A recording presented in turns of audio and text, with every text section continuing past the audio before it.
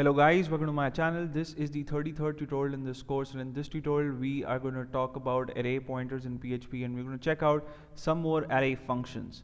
So I've got a file opened up in my text editor. It's called array_pointers.php, and on line number 6 in this file I have the opening PHP tag. On line number 21 I have the closing PHP tag, and in between these tags I have some PHP code. So the first thing that I've done is on line number 7 I have created an array variable. I've given it the name ARR, and it has all these elements. So it has 11, 7, 9, 5, 13, 2 and 16, all numeric values.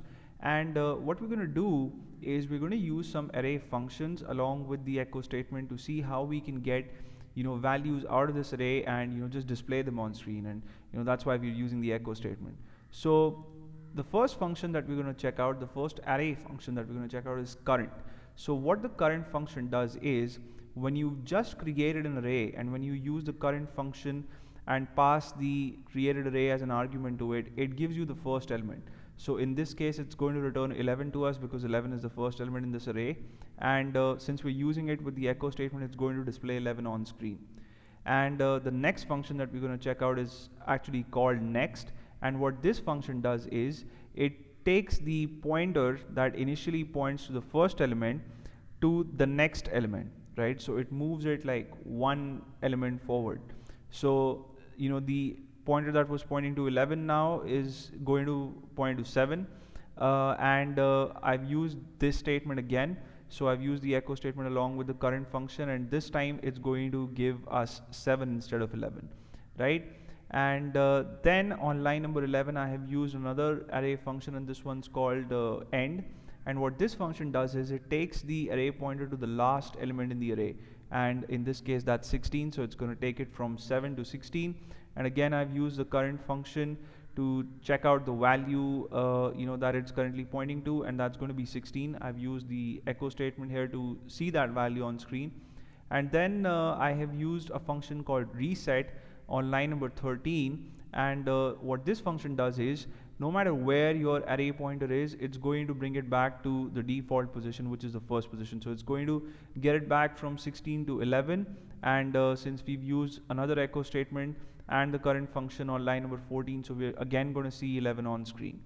And then I've got a little more code, but before we discuss this piece of code, let's check out the output of this file and see where we stand. So I'll type in localhost and then the name of the file, which is array_pointers.php.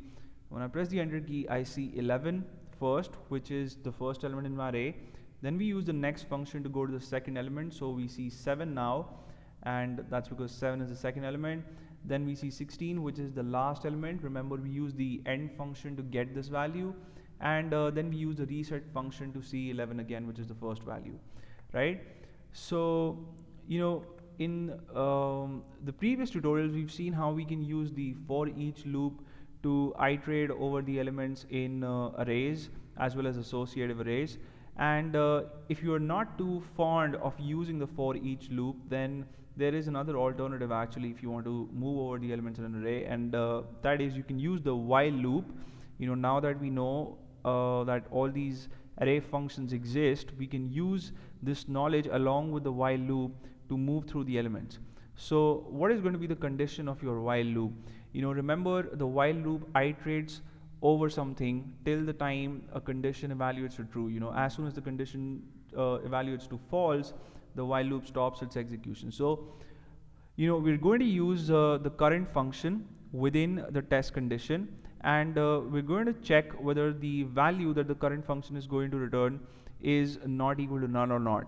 And when it becomes equal to null, this condition is going to fail, and we'll stop executing.